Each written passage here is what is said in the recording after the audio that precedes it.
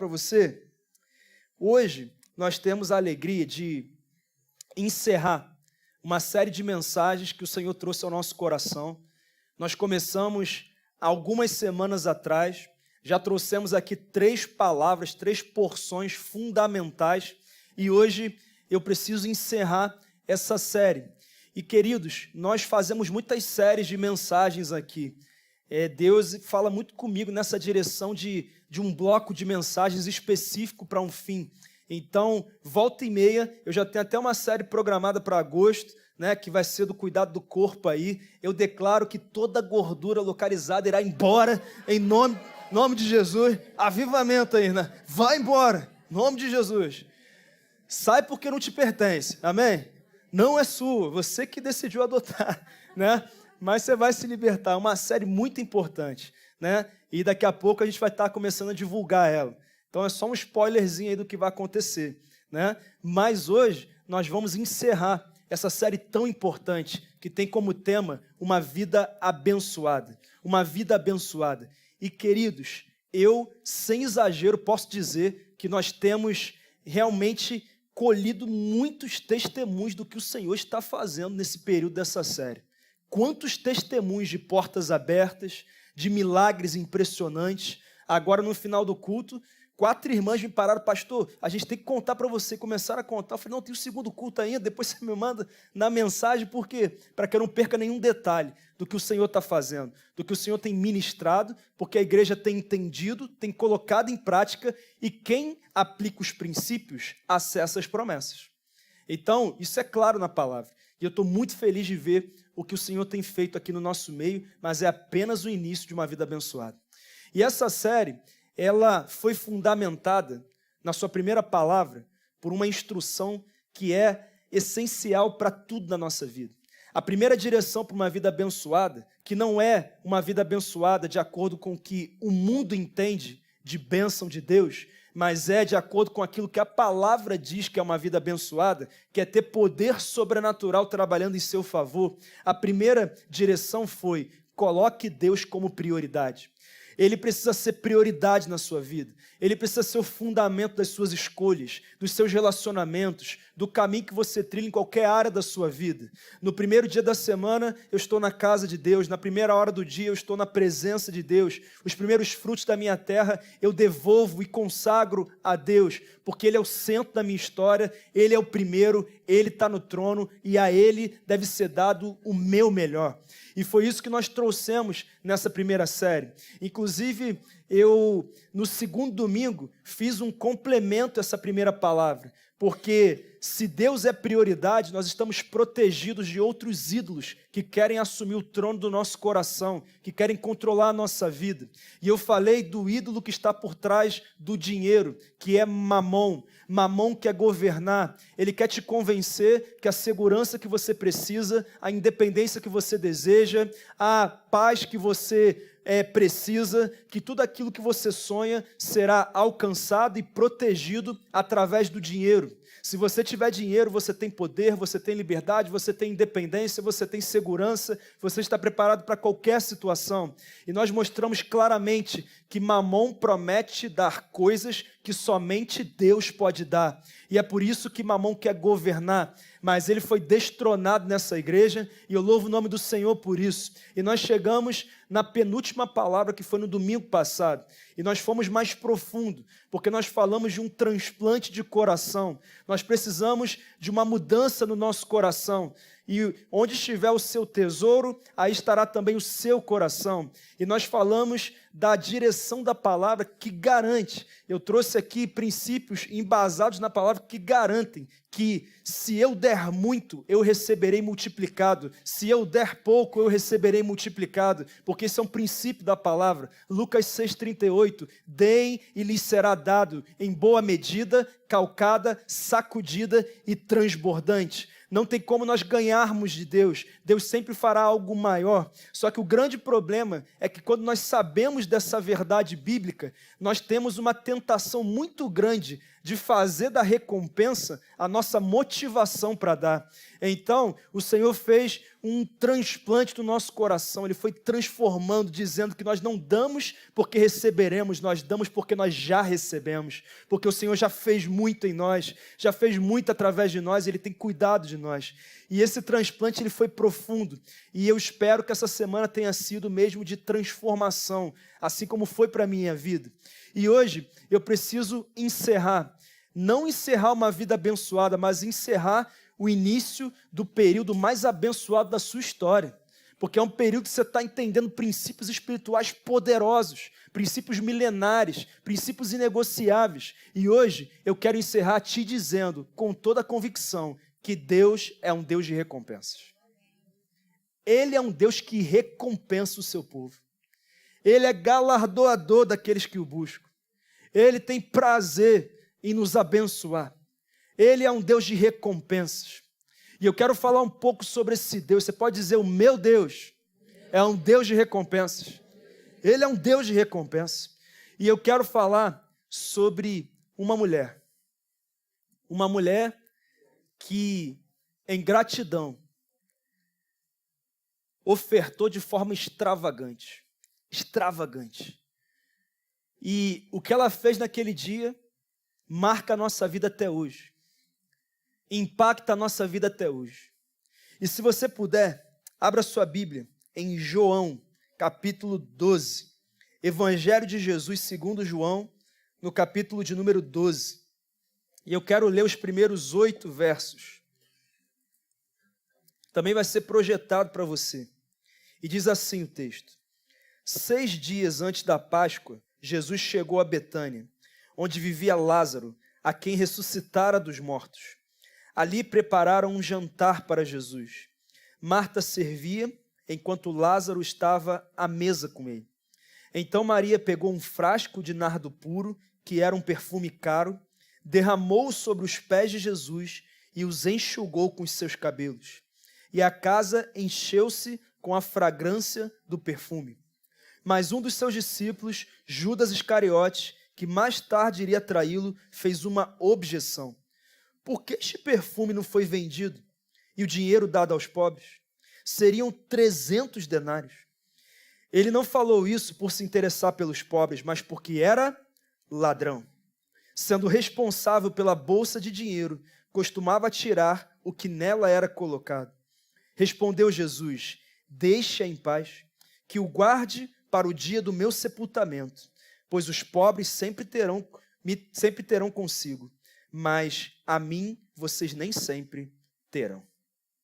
Senhor, que a verdade da Tua palavra possa encontrar um solo fértil no nosso coração, para que todos os frutos que o Senhor deseja gerar através dessa porção possam ser alcançados e colhidos. Em nome de Jesus, amém. Queridos, nós temos aqui um relato impressionante. Na verdade, essa mulher adorou de uma forma extravagante. O texto conta que 6 dias antes da Páscoa, Jesus morreu na Páscoa. Então, 6 dias antes da morte de Jesus, ele está na casa de Marta, Maria e Lázaro. E cada um está envolvido numa tarefa e numa atividade, mas de repente, Maria pega um frasco de nardo puro, um perfume caríssimo, que representava um valor de 300 denários, que era um ano inteiro de trabalho, e ela simplesmente derruba o perfume inteiro, o óleo inteiro, sobre os pés de Jesus. E quando ela faz aquilo, uma pessoa se movimenta em resistência ao que ela fez. O nome dessa pessoa é Judas Iscariotes. E ele diz, isso é um absurdo, isso é um desperdício. Poderia ter vendido esse óleo e repartido o dinheiro com os pobres. Mas o texto revela que ele não fez isso porque ele se importava com os pobres, ele fez isso porque ele era ladrão. E ele, que era o tesoureiro do ministério de Jesus, ele roubava da bolsa de dinheiro. E ele queria, na verdade, que uma parte daquele dinheiro fosse para o bolso dele. Então Jesus fala, deixa em paz, porque ela sabe o que ela está fazendo, e depois eu vou dizer com mais detalhes o que Jesus quis dizer com isso. Mas esse texto, ele revela para mim e para você que onde houver generosidade, há também egoísmo presente. No domingo passado, nós falamos de transplante de coração. E nesse texto, nós vemos dois corações diferentes diante da mesma situação. Por um lado, o coração generoso de Maria. Por outro lado, o coração egoísta de Judas. E, queridos, eu queria que você entendesse que, às vezes, esses dois comportamentos estão presentes dentro de um único coração. Porque, volta e meia, nós somos confrontados numa batalha entre a generosidade e o egoísmo, aonde nós somos impulsionados a fazer aquilo que não devemos fazer, ao invés de fazer aquilo que Deus espera que nós façamos. Mas nesse texto específico, no mesmo ambiente, havia um coração generoso e um coração egoísta. A mesma situação, ao mesmo tempo, porque generosidade e egoísmo estão sempre em confronto. E, queridos, esse texto nos força a fazer algumas perguntas. Primeira pergunta: por que Maria fez aquilo? Por que Maria deu uma oferta tão extravagante ao Senhor? Querido, 300 denários era uma enorme quantia de dinheiro. Só que quantia de dinheiro é algo relativo, porque o que é muito dinheiro para mim pode não ser muita coisa para alguém que tem uma condição muito melhor que a minha. Então, se nós pensarmos em quantia dessa forma, é complicado. Mas eu queria que você entendesse de uma forma mais clara. Era o valor de um ano inteiro de trabalho. Qual seria o valor de um ano inteiro do seu trabalho? 100 mil reais? 200 mil? 1 milhão? Eu não sei qual seria. Ou seja, o valor de um ano inteiro de trabalho para mim tem o mesmo peso que o valor de um ano inteiro de trabalho para você. Quem está entendendo? É a mesma coisa.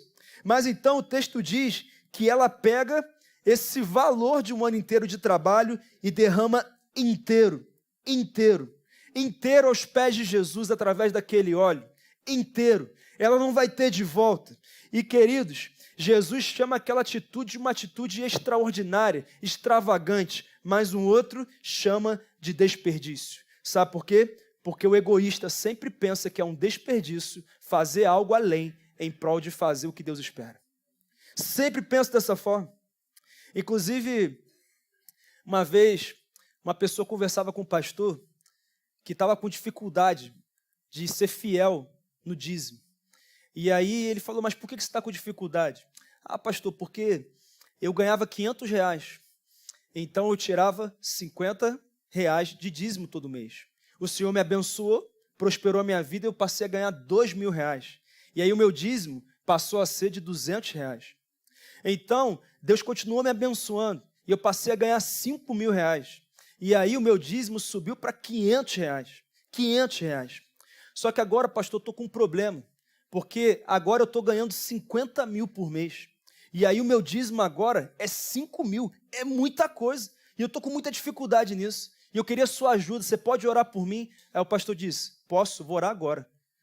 Senhor, que o salário dela seja reduzido agora a 500 reais novamente, para que ela não deixe de ser fiel. Meu Deus! Querido, não tem a ver com quantidade, tem a ver com coração. É algo bem diferente. Por que Maria fez aquilo? Por que ela deu uma oferta tão extravagante ao Senhor? Eu vou responder com mais detalhes mais à frente, mas eu posso dizer que ela fez aquilo porque, de alguma forma, ela precisava expressar a gratidão que ela tinha pelo que Jesus havia feito por ela e também a alegria de recebê-lo na sua casa. Inclusive, uma semana depois, Jesus morreria. É como se ela estivesse dizendo: esse é o meu último tributo ao Senhor. Eu estou dando o meu melhor ao Senhor. Mas tem uma segunda pergunta que nós temos que responder. Por que a atitude de Judas, de Maria, incomodou tanto a Judas? O dinheiro não era dele. Por que ele ficou tão incomodado? Por quê? Por que a generosidade incomoda tanto o coração egoísta? Por que dízimo é disparado o assunto mais criticado dentro e fora da igreja? Vence até mesmo as maiores heresias que você pode encontrar. O dízimo é um assunto polêmico até hoje. Será que não é por causa desse mesmo coração de Judas? Será que não é por causa desse mesmo sentimento? Porque onde houver generosidade, haverá também egoísmo. E queridos, mesmo que você tenha se tornado alguém generoso, o egoísmo continuará tentando te parar, tentando fazer com que você desista, com que você retroceda. Talvez você conheça a história, e eu conheço algumas, de pessoas que começaram a devolver o dízimo, mas, por algum motivo, no processo da vida, interromperam o seu comportamento fiel a Deus e a vida travou, a vida ficou travada. E a pergunta é, por que alguém que já aprendeu, desaprende? Porque o egoísmo nunca vai desistir de ganhar o seu coração. Ele nunca vai desistir. Ele estará continuamente tentando assumir o trono do seu coração. E eu falo isso porque essa luta acontece desde o Éden. Desde o Éden, essa batalha de fazer o que eu quero em detrimento daquilo que Deus quer. É por isso que hoje nós precisamos fazer uma avaliação honesta do nosso coração e fazer uma pergunta: será que eu sou generoso ou será que eu sou egoísta? Será que você é generoso ou será que você é egoísta? E queridos, nesse texto nós vemos que realmente essa atitude egoísta de Judas é algo de tirar o fôlego, porque olha o comentário do texto no verso 6. Ele não falou isso por se interessar pelos pobres, mas porque era ladrão. Sendo responsável pela bolsa de dinheiro, costumava tirar o que nela era colocado. Judas não estava interessado nas pessoas. Ele era um ladrão. Ele era um tesoureiro da equipe de Jesus, um tesoureiro ladrão. Ele fingia estar pensando nos outros, mas na verdade ele não estava pensando em ninguém além dele mesmo, de si mesmo. Você já viu alguém assim? Você conhece alguém assim? Porque essa tática é muito comum ao longo da história, em que pessoas fingem generosidade, mas na verdade estão encobrindo o seu egoísmo e acabam criticando a generosidade de outras pessoas. Aliás, querido, abramos um parêntese aqui. Tome muito cuidado com quem critica os outros. Tome muito cuidado com isso. Muito cuidado com quem investe tempo em criticar as atitudes dos outros, as ações de generosidade dos outros. Uma vez, uma pessoa disse para um irmão que tinha um carro, muito legal, um carro assim que não é muita gente que tem, aí falou: olha que ostentação. Por que ele não vende, fica com um carro mais simples e reparte com alguém para abençoar? Só que essa mesma pessoa tinha um carro 80% melhor do que a maioria da população. Essa pessoa não estava pensando em vender, comprar um carro popular e repartir o restante com os outros. Sabe por quê? Porque, na verdade, no coração estava a verdade do sentimento daquela pessoa.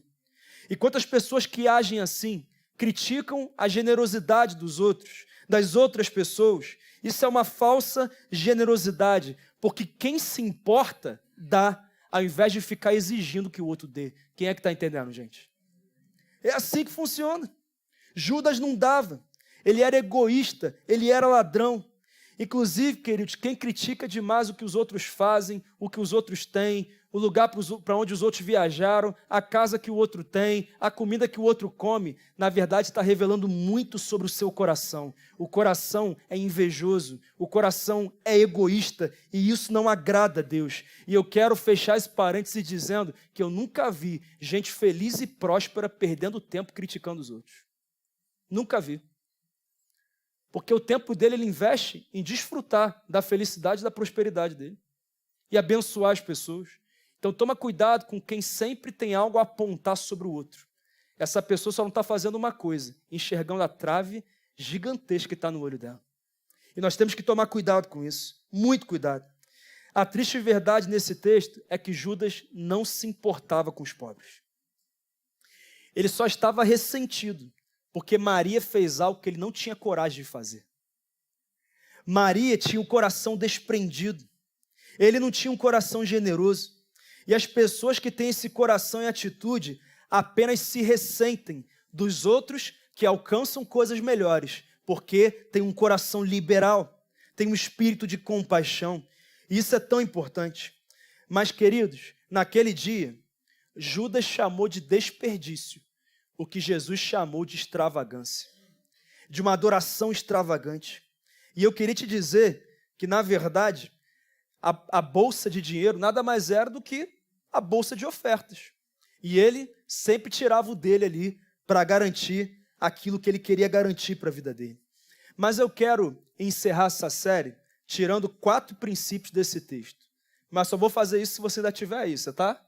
Amém? Glória a Deus. Primeiro princípio: nossas atitudes em relação ao dinheiro revelam o que está no nosso coração. A atitude de Maria e Judas revelou o que estava no coração deles. Maria era grata e generosa. Judas era ingrato e egoísta. E eu sei que quando nós lemos esse texto, ouvimos essa explanação, é natural que haja uma concordância absoluta de que Judas era um ladrão, porque ele roubava da bolsa de ofertas. O que era para Deus, ele tirava para ele. Então, eu tenho certeza que todos concordam que ele era ladrão. E a minha pergunta é: e quando nós não entregamos a Deus aquilo que ele diz que pertence a ele? Não é a mesma coisa, não? Claro que é. É o mesmo princípio. É a mesma realidade. Na verdade, nós estamos sendo culpados de roubar dele aquilo que pertence a ele de direito. Eu sei que parece duro, mas é mais fácil um cristão ter o coração de Judas do que o coração de Maria. E esse texto nos mostra muito disso.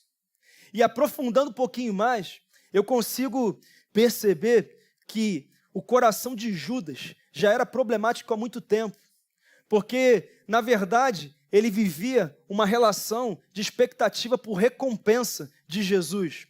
Só uma pessoa que não se sente valorizada é que acaba tentando outros caminhos para encontrar o seu valor, para alcançar o que quer. É como se Judas estivesse caminhando com Jesus perguntando: o que será que eu vou ganhar com isso? O que será que eu vou ganhar por estar perto dele? E quantos que também pensam dessa forma? Queridos, Judas era um zelote. Qual era a expectativa do judeu? Era que o Messias viesse e tirasse o poder do Império Romano e assumisse um reinado físico, um reinado político. E a promessa de Jesus é que isso vai acontecer, mas somente quando ele vier para encerrar a história.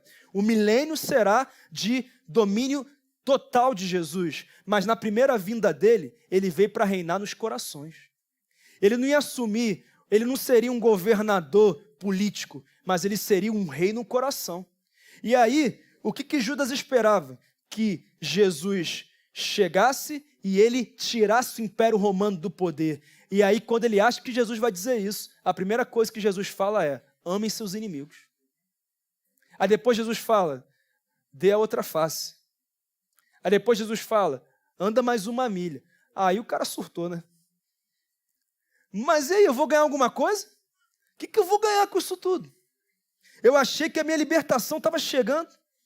Então eu vou dar um jeito de ganhar. E o meu jeito de ganhar vai ser roubar da bolsa de dinheiro e eu vou entregar Jesus para a crucificação.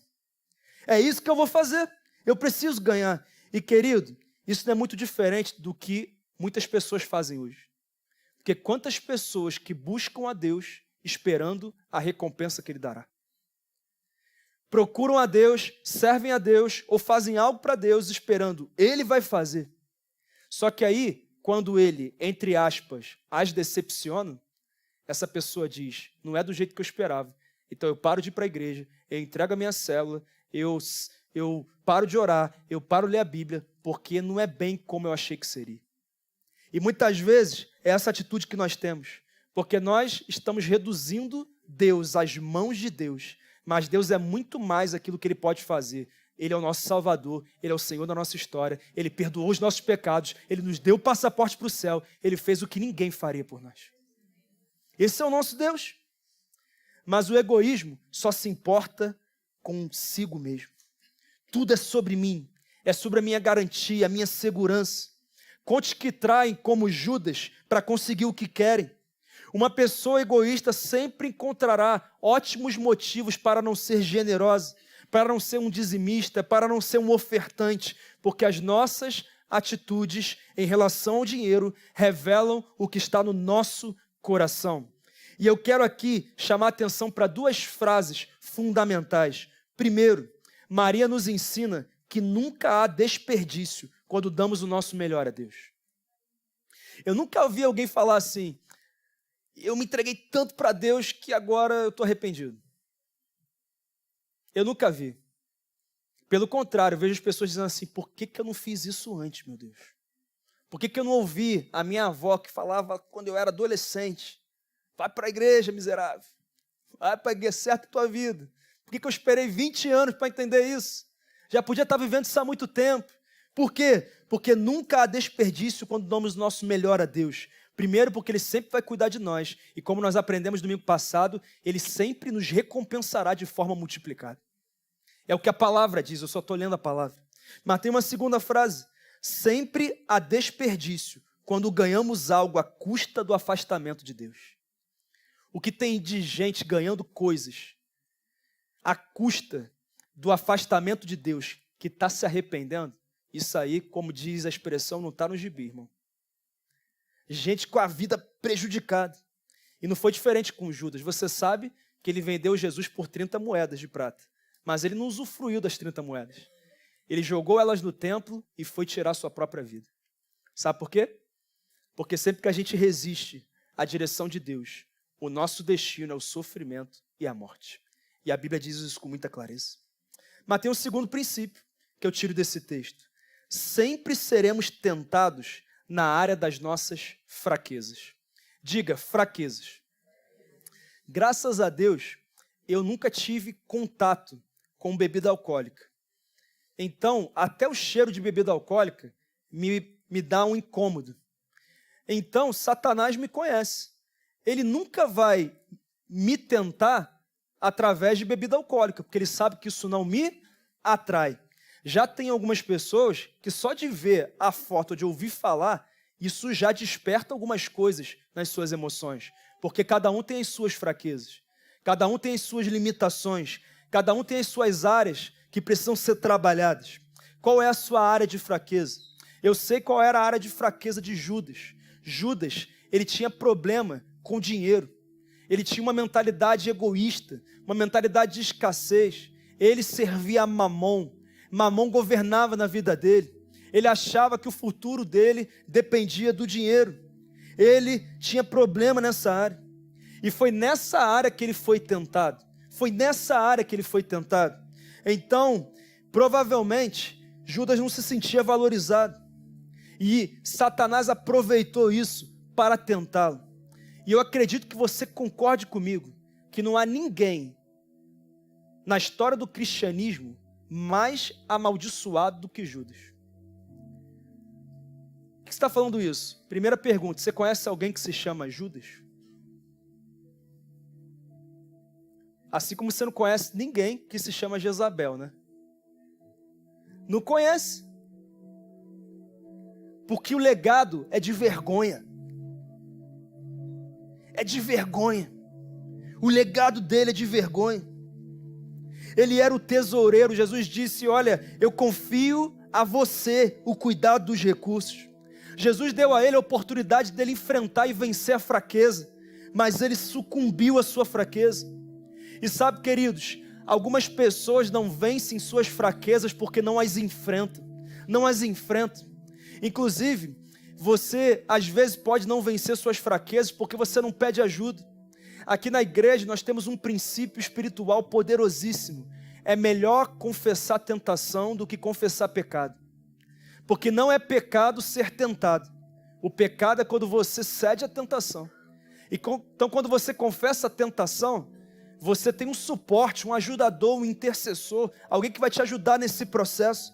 Alguém que vai te ajudar nesse processo. Judas tentou vencer a fraqueza dele sozinho. E por isso ele perdeu. Ele foi derrotado. Querido, tem fraqueza que você não vence porque não a enfrenta. E Deus quer que hoje você enfrente suas fraquezas. Mas faça isso pelo poder do Espírito Santo. E que assim você as vença em nome de Jesus. E essa série tem esse propósito, irmãos. Essa área é uma fraqueza na vida de muita gente. E o inferno ganhou muito terreno. ele transformou o dinheiro e a igreja em algo demonizado, algo diabólico. Então o que ele diz é que você não tem que dar dinheiro para pastor, não tem que dar dinheiro para a igreja. Ele mostra os escândalos que já aconteceram. O diabo e o inferno querem conduzir a narrativa que dita o que o cristão e o dinheiro devem ter como relação. E essa é uma fraqueza que atinge muita gente. Mas essa série tem esse propósito, que você vença essa resistência na vida financeira, que você vença um possível egoísmo que você possa ter, ou uma possível falta de entendimento que o Senhor está direcionando. E eu louvo o nome do Senhor, porque muitos corações têm sido destravados, muitos corações estão vivendo uma vida abençoada por Deus. Pastor, mas é difícil. 1 Coríntios 10:13, não sobreveio a vocês tentação que não fosse comum aos homens, e Deus é fiel, Ele não permitirá que vocês sejam tentados além do que podem suportar, mas quando forem tentados, Ele lhes providenciará um escape para que o possam suportar. Nós podemos vencer. Essa série é um escape que Deus está providenciando para você, é um escape de Deus para você. Você pode vencer qualquer barreira, Inclusive, eu declaro algo sobre a sua vida. Se você decidir enfrentar as suas fraquezas, Deus fará da área da sua maior derrota a área em que você obterá suas maiores vitórias, em nome de Jesus. Pastor, eu sou derrotado nessa coisa de relacionamento. Derrotado, a coisa é pesada, não dou certo e tal. É mesmo? Então eu declaro que você vai ressignificar isso e você vai testemunhar a sua transformação. Isso vai abençoar muita gente que passa pelo mesmo que você está passando hoje. Mas para isso, irmão, você tem que pedir ajuda. Você tem que ouvir pessoas levantadas por Deus. Nessa igreja você tem ajudadores. Você tem célula, você tem líder de célula, você tem discipulador, você tem pastores, gente que se importa com você, gente que intercede por você. Você só caminha sozinho e é derrotado pela fraqueza se você quiser. Só se você quiser, porque os testemunhos aqui são de vitória, Judas quis andar sozinho, e eu não vi ninguém que decidiu andar sozinho na vida, que conseguiu encontrar as promessas de Deus se cumprindo. Eu não conheço ninguém. Mas tem um terceiro e penúltimo princípio que eu aprendo nesse texto. A posição que temos no reino de Deus é diretamente proporcional à forma como lidamos com o dinheiro. A posição que temos no reino de Deus é diretamente proporcional à forma como lidamos com o dinheiro. Eu falei nessa série porque foi passo a passo essa série, então eu trouxe muitos princípios. Quem aqui assistiu todas as palavras? Bastante gente, glória a Deus. Então você vai pegar a porção completa. Você que não assistiu, vai para o canal do YouTube ou para o Spotify e assiste, irmão. Não fica sem receber, não. Em nome de Jesus. E uma das coisas que eu falei é que o dinheiro é um teste de Deus. O dinheiro é um teste de Deus. E o dinheiro é um teste maior do que você imagina. Olha o que Jesus diz em Lucas 16, 11 e 12. Assim, se vocês não forem dignos de confiança em lidar com as riquezas deste mundo ímpio, quem lhes confiará as verdadeiras riquezas? E se vocês não forem dignos de confiança em relação ao que é dos outros, quem lhes dará o que é de vocês? O que Jesus está dizendo é, sabe por que vocês não acessam as verdadeiras riquezas? Porque vocês não são fiéis com as riquezas terrenas, as riquezas desse mundo ímpio. Querido, você está sendo testado nesse instante. Nesse instante, você está sendo testado. E quando você passa nesse teste, o que você acessa são as verdadeiras riquezas, são as riquezas espirituais. É a transformação da sua vida, é a transformação do seu coração, é a salvação dos seus parentes, dos seus amigos, é a cura sobre questões que você precisa de cura, são os dons e talentos que o Senhor coloca sobre a sua vida, são as respostas que o Senhor traz para você. Querido, isso é tão real. Judas foi infiel nas riquezas terrenas e por isso ele não acessou as riquezas espirituais. Pensa comigo, irmão. O cara caminha mais ou menos 1000 dias com Jesus. Ele dorme no mesmo lugar que Jesus, acorda no mesmo lugar que Jesus, ele passa o dia inteiro com Jesus, ele presencia milagres, coisas sobrenaturais acontecendo, e Jesus dizendo, olha, vocês estão vendo através da minha vida, mas logo vai ser através da vida de vocês. Você não ficaria com uma expectativa elevada, irmão? Você não ficaria assim, quando é que vai chegar a minha hora? Quando é que vai chegar a minha hora? E pensa nisso, olha que coisa linda. Mas aí, o problema é que ele era infiel com as riquezas dessa terra. E por causa disso, aquela promessa que Jesus fez para ele de que ele ressuscitaria ao terceiro dia, ele não viu essa promessa se cumprir. Sabe por quê? Porque ele tirou a própria vida. O que aconteceu no dia de Pentecoste em Atos 2? O que aconteceu? O Espírito Santo foi derramado de uma forma inédita. 3.000 pessoas foram cheias do Espírito Santo no primeiro culto da história da igreja. Um avivamento. A igreja do primeiro século foi um rolo compressor no mundo, irmão. Alcançou milhares e milhares rapidamente. Algo impressionante. Sabe quem estava lá? Os 11 que estavam na crucificação. Mais o novo que entrou. Mas sabe quem não estava? Judas. Porque quem não é fiel, se eu recebesse esses 5 milhões de dólares aí, 1 milhão eu dava para o reino de Deus. Já ouviu isso? 1 milhão eu dava. Aí eu queria que você pensasse comigo. Ele não recebeu, e ele não é nem fiel dizimista, nem 10% ele dá. Mas se ele receber 5 milhões, sabe o que vai acontecer? 1 milhão de 5 milhões é quanto em percentual? 20%. Então ele não era fiel nem nos 10%, mas agora, da noite para o dia, ele vai ser fiel com 20%. Irmão, que fé é essa, hein? Esqueceu um princípio. Sabe que princípio é esse? Sede fiel no pouco e sobre o muito te colocarei. Não é sobre a quantidade de dinheiro, mas é sobre o coração que eu tenho, seja qual for a quantidade de dinheiro. Se tiver mais, o coração não vai melhorar, porque o coração que eu tenho hoje é o coração que eu terei amanhã. E é isso que nós precisamos entender. Deus só confia as verdadeiras riquezas a quem é confiável. E uma das formas dele comprovar que nós somos confiáveis é quando nós somos fiéis administradores na nossa vida financeira, de acordo com o princípio que ele tem para cada um de nós. Mas eu quero encerrar com o último princípio. As nossas ofertas falam muito do nível de gratidão e amor por Deus em nosso coração. As nossas ofertas falam muito do nível de gratidão e amor por Deus em nosso coração. Queridos, agora eu respondo aquela pergunta: por que Maria fez aquilo? Ela fez aquilo porque ela era grata. Grata por quê? Primeira coisa, sempre que é citado Lázaro, Maria e Marta, nunca é citado o nome dos pais. Provavelmente eles eram sozinhos, os 3 irmãos. Só que aí, no capítulo anterior, que é o capítulo 11 de João, o texto conta que Lázaro morreu. O irmão morreu. O irmão morreu. E ele já estava 4 dias morto. E aí Jesus chega, e quando ele chega, Maria diz assim: Senhor, se você tivesse chegado antes, ele não teria morrido. Aí ele diz assim: Maria, crê somente, porque eu sou a ressurreição e a vida. Aquele que crê em mim, ainda que morra, viverá. Ele chega na porta do túmulo, ele diz: removam a pedra. E ele diz: Lázaro, vem para fora. O irmão dela, que estava morto, ressuscita imediatamente. Imediatamente. Algo impressionante. Aliás, muitas vezes nós somos como Maria, nós dizemos assim: Senhor, se o Senhor já tivesse feito isso antes, meu casamento não tinha terminado, meu ministério não estava assim, minha empresa não estava assim. É porque nós dizemos que Deus pode ir até onde a gente acredita que Ele pode ir. Mas aí Ele fala assim: vem cá, você não entendeu, você conhece o meu poder até eu curar uma doença, agora eu quero que você conheça o meu poder para ressuscitar um morto de 4 dias.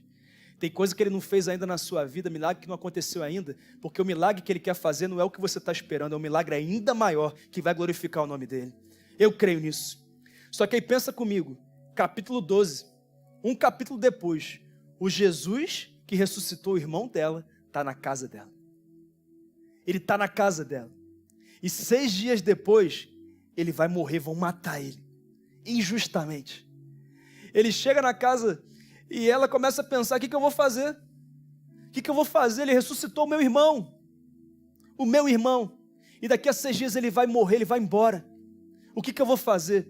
Sabe a dificuldade de dar um presente para alguém que tem muito dinheiro? Sabe como é que é?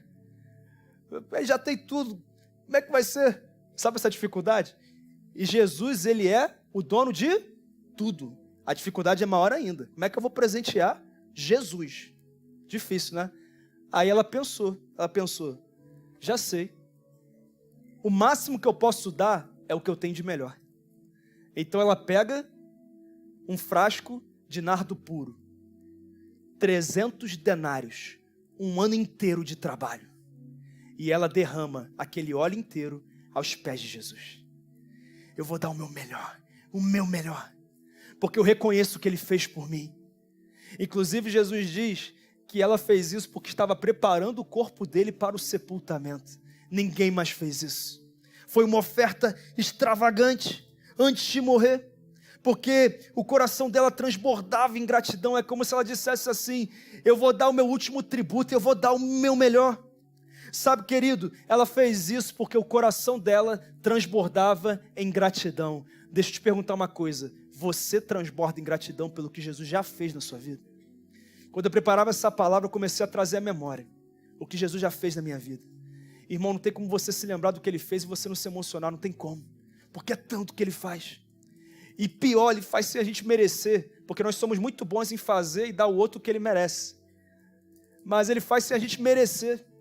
Eu lembrei, por exemplo, da Ana, que sofreu essa quedinha segunda-feira, e alguém até falou: pastor, o inferno está furioso com vocês. Eu falei: deve estar mesmo. Mas ao invés de eu olhar para a fúria do inferno, eu olho para o livramento que ele deu para minha filha. Ela podia ter tido um traumatismo craniano, podia ter lesionado a coluna, mas ela lesionou somente o cotovelinho. E o Senhor cuidou dela. Eu louvo o nome do Senhor por cada detalhe do que ele faz na minha vida. E eu glorifico a Ele por isso. A minha pergunta é: você tem encarado tudo como problema? Ou você tem entendido que tudo, na verdade, é uma oportunidade para você comprovar o cuidado de Deus com você? Pastor, terminei namoro. Bênção, porque é melhor terminar um namoro do que terminar um casamento. Pastor, fui mandado embora. Que bênção, porque aí você vai se mexer, vai virar um empreendedor de sucesso, vai ser um dos maiores empresários desse estado. É assim, é dessa forma que a gente tem que olhar para as circunstâncias com essa perspectiva. Mas Judas não, ele era egoísta, ele queria construir o reino dele, e essa é a batalha que nós vivemos. Nós queremos construir o nosso reino, ao invés de expandir o reino de Deus. É o nosso reino contra o reino de Deus, generosidade contra egoísmo, o tempo inteiro isso acontece. Sabe, queridos, o que é desperdício? Sabe o que de fato é desperdício? É não dar o nosso melhor para quem nos deu o que tinha de melhor. Esse é o verdadeiro desperdício. Esse é o verdadeiro desperdício. E eu encerro falando dos 3 níveis de se dar ao Senhor. 3 níveis. Primeiro nível, os dízimos. Segundo nível, as ofertas. E terceiro nível, as ofertas extravagantes. O que Maria fez foi uma oferta extravagante. Infelizmente, a maioria dos cristãos no mundo não chega nem sequer no primeiro nível, nem no nível de ser um dizimista fiel. As estatísticas da igreja mundial, a igreja global, dizem que a média de arrecadação é de 3%. Ou seja, no mundo inteiro, a média de fidelidade da igreja é de 3%, ou seja, nem nos 10% a igreja chega. E por causa disso, muitos não comprovam a alegria e a bênção de chegar em níveis mais altos. Mas eu também percebi uma coisa, e câmeras em mim, irmão: todo aquele que atinge o primeiro nível, todo aquele que se torna um dizimista fiel, ele está habilitado para chegar no segundo nível, para ser um ofertante. Sabe por quê, irmão? Porque quando você devolve o dízimo, você retira a maldição. Você diz: devorador, na minha colheita você não toca. E você diz assim: Deus, pode abrir as janelas dos céus sobre a minha vida, porque eu estou cumprindo os seus princípios. É a palavra de Deus que diz isso. Eu retiro a maldição. Eu retiro a maldição. E quando eu retiro a maldição e eu tenho a bênção do Senhor, é natural que agora eu consiga avançar e ser um ofertante. Mas quem não é dizimista não consegue chegar ao nível da oferta. Não consegue ir além. Ele não tem a bênção plena do Senhor. E queridos, é uma verdade também que poucos cristãos chegaram ao terceiro nível, que é o nível que Maria chegou. O nível da oferta extravagante. O nível da oferta extravagante. Deixa eu te perguntar uma coisa. Você, em algum momento, já fez algo extravagante para o Senhor? Você já ofertou de forma extravagante ao Senhor? É uma pergunta que eu faço a você. E você não tem apenas o exemplo de Maria, porque, por exemplo, você tem o exemplo de Davi. Você sabe que Davi não construiu o templo de Jerusalém, mas ele pôde dar a oferta inicial para que o seu filho Salomão o fizesse. E sabe qual foi a oferta que Davi tirou do seu tesouro pessoal? Se nós convertermos para a moeda de hoje, Davi ofertou 21 bilhões de dólares. 21 bilhões de dólares para a construção do templo de Jerusalém. 21 bilhões. Irmão, até para um rei isso é extravagante. Até para um rei isso é extravagante. É algo impressionante. Só que generosidade passa de geração em geração. Se as minhas filhas me verem como um homem generoso, elas serão mulheres generosas. Assim como se me verem como alguém mesquinho, alguém egoísta, isso será reproduzido na vida delas. É um fato, é uma realidade. Então Salomão é que foi o construtor, o rei que construiu o templo de Jerusalém. Mas para assumir o trono, todo o rei tinha que dar uma oferta. E a direção da palavra de Deus era que fosse sacrificado um touro. Fosse sacrificado o quê? Um touro. Lá no primeiro livro dos Reis, capítulo 3, você encontra essa história. Na hora de entregar a oferta, sabe o que Salomão faz? Ele não sacrifica um touro, ele sacrifica 1000 touros. 1000 touros. Quantos touros? 1000 touros. Isso é algo extravagante ou não é, irmão? E pior, não era ele que ia matar, né? Então assim, imagina os servos. Ô Salomão, vamos ter que ficar aqui a semana inteira matando touro. Aí você fala, vai também que a bênção vem para vocês. Participa também, 1000 touros. E aí, quando ele termina o ritual de consagração a Deus, sabe o que acontece? Deus aparece a ele e faz a seguinte proposta: peça-me o que quiseres e eu te darei. Eu imagino que Salomão talvez tenha pensado assim, eu estou dando 1000 touros, agora eu ganhei de Deus. Aí Deus fala, aqui, obrigado aí, tá? Mas agora peça o que você quiser que eu vou te dar. Sabe por que Deus faz essas propostas para algumas pessoas? Porque Ele conhece o coração, irmão. Tem coisa que Deus não te dá porque conhece o teu coração. Ele sabia que Salomão não ia pedir dinheiro, irmão. Porque um cara que sacrifica 1000 touros, o cara não está preso a dinheiro. Aí Salomão pede o quê? Sabedoria. Essa é a verdadeira riqueza. Porque com sabedoria eu faço dinheiro, com sabedoria eu resolvo problema, com sabedoria eu vivo a vontade de Deus. Então, porque ele foi extravagante, ele ativou um nível de recompensa que ele não imaginava que ele poderia ativar. Porque deem e lhes será dado em boa medida, sacudida, calcada e transbordante. É o que a palavra diz. É o que a palavra diz. Impressionante. Mas, queridos, ninguém ganha de Deus. Ninguém ganha, irmão. Porque Deus estava na glória eterna. Estava tudo certo, irmãos. Para que Ele foi criar a humanidade? Estava tudo certo. Tudo certo. Mas Ele vai e cria a humanidade. E a humanidade vem e peca. E aí agora Deus tem que resolver o problema que a humanidade criou. Sabe o casamento que a gente resolve o problema que a gente não criou? Isso é casamento, tá? Pastor, estou resolvendo o problema que ela criou. Seja bem-vindo ao casamento. Tá bom? O teu problema é problema dela e o problema dela é seu problema. E nós juntos resolvemos os problemas. Amém? Glória a Deus. Isso é casamento. Pastor, não quero resolver o problema dos outros. Então não se case. Tá dado o recado. Tá bom? Não se case. Então, ele tem que agora mandar o filho dele, o que ele tem de melhor, para morrer por mim e por você. Ninguém foi mais extravagante que Jesus, irmão. Ninguém. E eu conheço tantos relatos de agora, tem gente que dá 20%. Você conhece a história do Colgate? Que vive com 10% e dá 90% para a obra de Deus? Depois você lê a história dele para não achar que eu estou criando coisa aqui. É impressionante o testemunho dele. Impressionante. Mas nesse texto, e aí eu vou para Mateus 26, 10 a 13, porque agora Jesus vai falar da recompensa de Maria. Porque é o que ele diz. Percebendo isso, Jesus lhes disse: por que vocês estão perturbando essa mulher? Ela praticou uma boa ação para comigo, Pois os pobres vocês sempre terão consigo, mas a mim vocês nem sempre terão. Quando derramou este perfume sobre o meu corpo, ela o fez a fim de me preparar para o sepultamento. Eu lhes asseguro, olha isso, que onde quer que este evangelho for anunciado, em todo o mundo, em vitória no Espírito Santo em 2023, também o que ela fez será contado em sua memória. Irmãos, o que ela fez há milhares de anos atrás está inspirando a minha e a sua vida hoje. Boa medida, calcada, sacudida e transbordante. É a promessa do Senhor. Essa mulher foi extravagante, uma adoração extravagante. A minha pergunta é: você já fez alguma vez algo extravagante para Deus? Em algum momento você já fez isso? Eu quero resumir o que eu levei 4 domingos para ensinar em uma palavra. Sabe qual é o segredo de uma vida abençoada? Generosidade. Generosidade. Generosidade é a chave, é o gatilho, é o pulo do gato, como você quiser, é generosidade.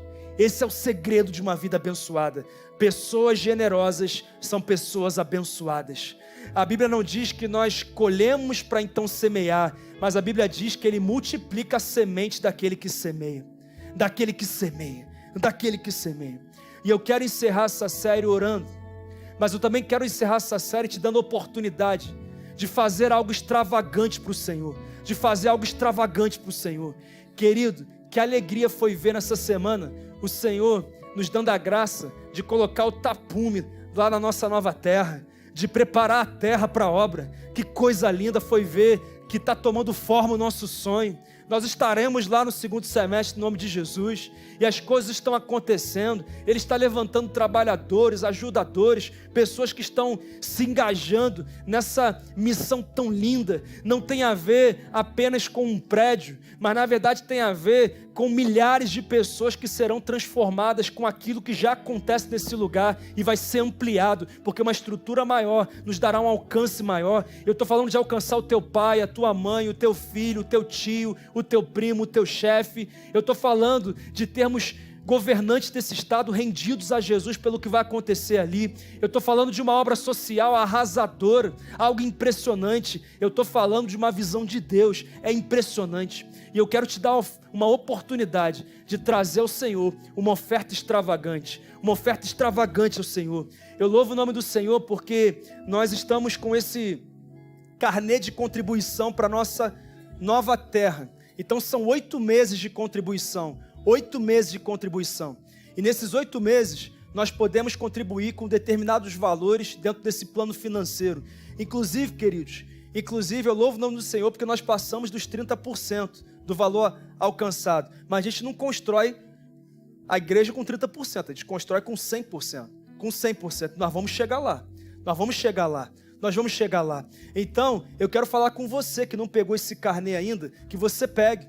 Aqui você vai escolher um valor. Ou você vai, por 8 meses, contribuir com R$1.000, ou com R$600, ou com R$400, ou com R$250, ou se você tiver a direção de Deus para um valor além, você também pode fazer isso, não tem problema algum. Pelo contrário, isso contribui muito também. Você também pode, as contas vão ser projetadas para você aí, e você também pode trazer uma oferta extravagante ao Senhor, uma oferta alçada ao Senhor, algo que realmente representa gratidão pelo que Ele tem feito. É uma oportunidade de colocar em prática aquilo que o Senhor tem liberado sobre essa igreja. E queridos, nós falamos isso com toda tranquilidade, porque nós sabemos o que o Senhor tem feito e o que Ele tem a fazer nesse lugar. Então você vai ter essa oportunidade. As contas estão projetadas ali, nós temos máquina de cartão ali com a Rosa à minha esquerda e também com a Kessia ali à minha direita. Tá bom? E você pode participar desse momento também. Enquanto isso, nós vamos adorar de 2 formas, com louvores e com contribuição.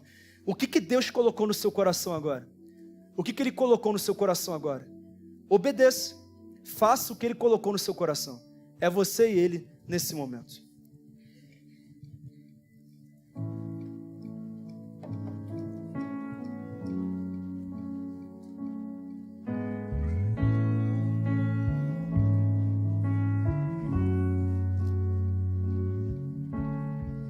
Se o mar se agitar e tudo escurecer e parecer que eu não vou sobreviver, se o meu coração sente que é o fim, eu vou manter meus olhos firmes no Senhor.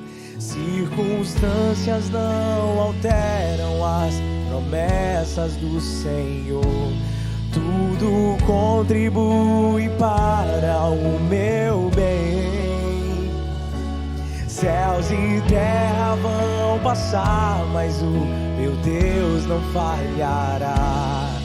Seu amor, declare isso, querido, brilhará e sempre cuidará de mim. Erga tuas mãos e cante: nada temerei, eu nada temerei. Eu sei que não estou sozinho, o Todo-Poderoso é o meu amigo. Sua voz acalma o mar, faz milagre acontecer. Posso crer e descansar em Deus.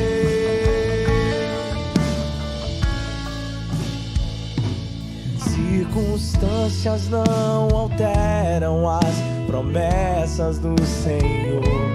Tudo contribui para o meu bem.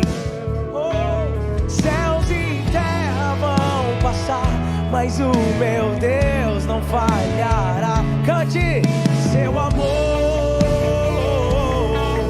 cuidará, Ele sempre cuidará. Sempre cuidará de mim.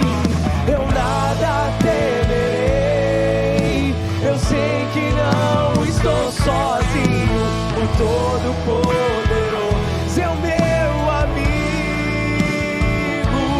Sua voz acalma o mar, faz milagre acontecer. Posso crer e descansar em Deus. Glória a Deus, aleluia. Pode ficar de pé no seu lugar, por favor. Eu me preparei muito para trazer essa série para a igreja. Eu me preparei para as críticas, me preparei para aqueles que entenderiam da forma errada, mas eu me preparei muito mais para os milagres que eu estou vendo acontecer nessa igreja. E eu louvo o nome do Senhor. Louvo o nome do Senhor por isso. Porque nós precisamos falar daquilo que ninguém fala. É por isso que o inferno avança tanto. Porque a igreja não toca em assuntos que a palavra sempre tocou. Porque a igreja fica receosa da reação que as pessoas terão à pregação clara da palavra de Deus, mas nessa igreja nós não temos receio nenhum de pregar aquilo que a palavra determina. Nada, nada. Você vai ouvir sobre tudo que precisa ouvir, porque a nossa responsabilidade é te instruir para que você realmente viva a vontade de Deus para a sua vida. Então, você pode contar com uma igreja que tem esse compromisso, uma igreja que tem esse compromisso. E eu já posso ver o que nós viveremos nos próximos meses com aquilo que o Senhor fará. Fico tão feliz com os testemunhos. Gente que 15 anos de igreja não era dizimista. 15 anos de igreja. Ô pastor, Deus falou comigo. Deus falou comigo. Porque a maior transformação, o maior testemunho é a transformação do nosso coração. Esse é o maior testemunho de uma vida abençoada. É o maior testemunho e eu creio nisso. Amém? E eu quero orar com você. E eu quero declarar que esse foi apenas o start da tua vida abençoada, irmão. Os próximos meses e anos serão os melhores da sua vida. Porque é isso que está no caminho daqueles que são fiéis a Deus. Vamos orar? Senhor, nós queremos te agradecer por essa porção que o Senhor derramou sobre os nossos corações nessas últimas 4 semanas. Agradecemos, Senhor, pela clareza que o Senhor trouxe ao nosso coração. Agradecemos, Senhor, por tudo aquilo que foi quebrado. Também agradecemos por tudo aquilo que foi gerado. Te agradecemos, Pai, porque Mamon foi destronado. E o Teu nome, mais uma vez, foi glorificado. Então, Senhor, continua a transformar o nosso coração. Sonda o nosso coração e vê se há em nós algum caminho mau e nos guia pelo caminho reto. Em nome de Jesus. Que o Teu amor, Pai, continue sendo derramado dia após dia sobre as nossas vidas. Que a Tua graça maravilhosa continue sendo acrescentada e que as divinas consolações do Teu Santo Espírito sejam sobre o Teu povo, que se chama pelo Teu nome e se reúne nessa noite e em uma só voz diz: amém. Deus te abençoe e siga para uma vida abençoada, amém? Abraça aí 4 pessoas e declara uma vida abençoada para essa pessoa, em nome de Jesus. Voz acalma o mar, faz milagre acontecer. Posso crer e descansar em Deus. Eu nada temerei, eu nada temerei. Eu sei que não estou sozinho, o Todo